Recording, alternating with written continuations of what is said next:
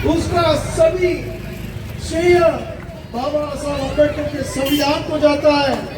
बाबा साहब अम्बेडकर ने जो संविधान बनाया है, उस संविधान की वजह से हर एक आदमी को अपना अपना धर्म अपने अपने तरीके से यहाँ जो त्योहार है और कुछ है वो अपने हिसाब से मनाने की पूरी खुली छूट दी है।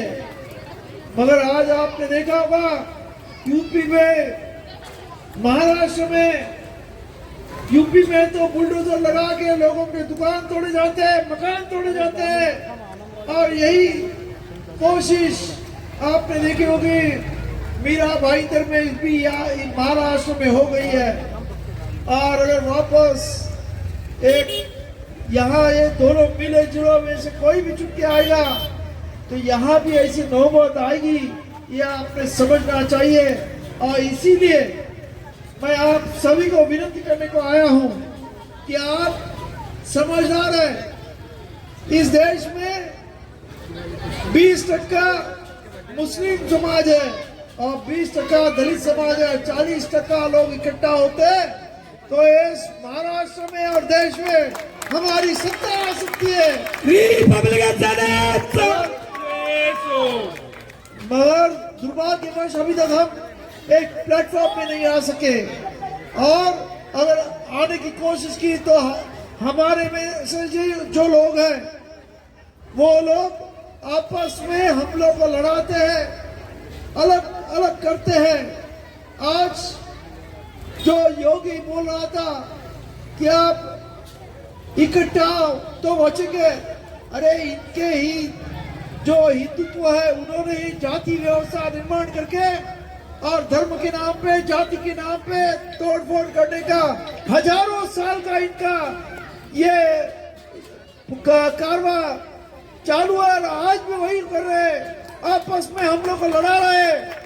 और इसीलिए मैं आप सबको विनती करना चाहता हूँ कि आप सब लोग समझदार हैं।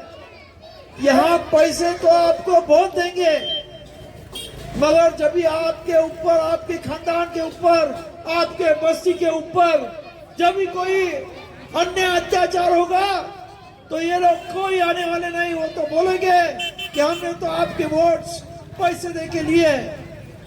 ये आपको मैं बताना चाहता हूँ, संविधान जब बाबा साहब अम्बेडकर लिख रहे थे तभी बाबा साहब अम्बेडकर ने इस देश में सभी लोगों को वो टाइम 21 साल के ऊपर के सभी लोगों को वोटिंग देने का ऐलान किया। तभी अय्यर नाम के जो कांग्रेस के बड़े एक नेता थे, उन्होंने बाबा साहब को पूछा कि आप ये इस देश के 80% लोग गरीब है, ना टैक्स भरते ना कुछ देते हैं, उनको वोट का राइट दे के क्या फायदा। तो बाबा साहब बोले, मैं एक ऐसा हथियार इस देश के गरीब जनता को देके जा रहा हूं, अगर वो हथियार की कीमत इस देश के लोगों को पता चलेगी तभी तुम्हारे ये जो आप धन दौलत वाले लोग हैं वो उनके पांव को हाथ लगाने के लिए मजबूर होंगे, वोट मांगने के लिए उनके पांव को भी हाथ लगाएंगे। मगर आज दुर्भाग्यवश ये बात है कि अभी तक वो दिन उजागर नहीं हुआ जो बाबा साहब ने ख्वाब देखा था। मैं आपको एक अमेरिका की गोष्ट बताना चाहता हूं। वहां एक बड़े लीडर जो निग्रो लोगों के बड़े लीडर होके गए थे और उनका एक 1950 का एक स्पीच है, वो ऐसे बोलते थे कि मैंने एक ख्वाब देखा है कि कभी तो अमेरिका में हमारा भी एक प्रेसिडेंट होगा।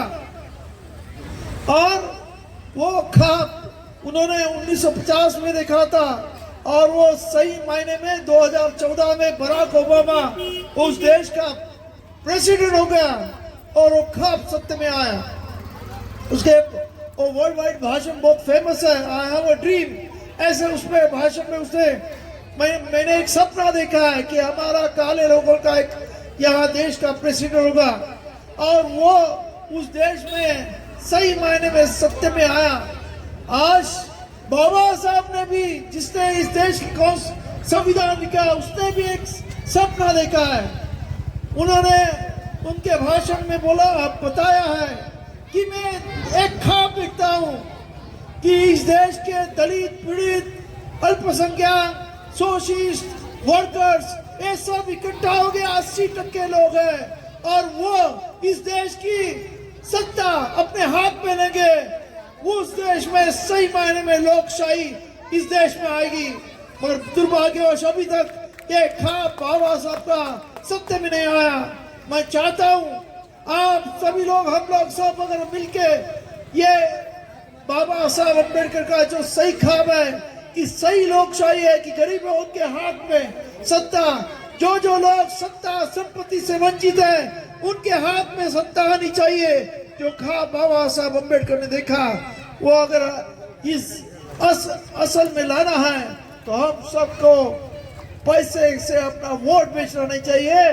तो ईमानदारी में अपने मन में झांक के कौन अपना उम्मीदवार है, कौन ईमानदारी में अपने लिए काम कर सकता है, उसको वोट देना चाहिए।